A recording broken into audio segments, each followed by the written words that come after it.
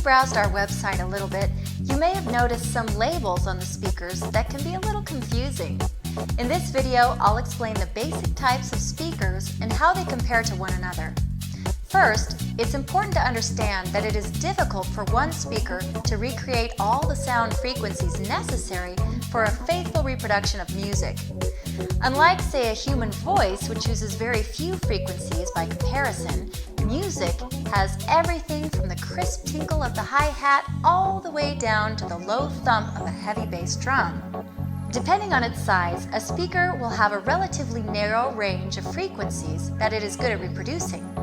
Technologies have been created to compensate for this lack of frequency range. A dual cone speaker has one driver that pushes the sound through two different cones that are attached to it. The larger one handles the lower frequencies and the smaller cone handles the higher frequencies. This works pretty well, but the sound quality is not as good as other types of speakers. Dual cone speakers do tend to be less expensive though, which is something to consider. Coaxial speakers actually consist of more than one speaker working together.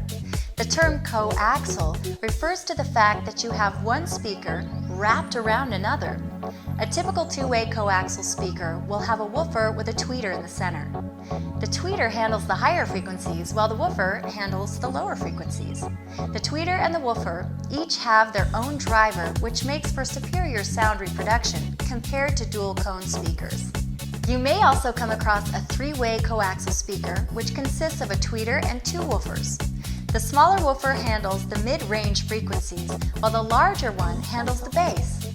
You can find very high-quality coaxial speakers, but there is still a small problem with them.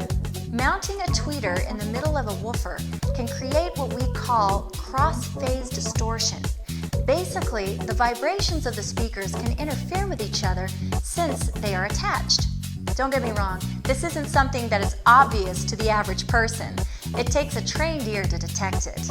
Component speakers reduce cross-phase distortion by completely separating the tweeter from the woofer. Since they aren't directly attached, there is less opportunity for any interference. Most box speakers are component-type speakers. If you look closely at a box speaker, you can usually see the tweeter mounted at one end of the box and the woofer at the other end. There are flush mount type component speakers also where the tweeter is mounted in a separate area from the woofer.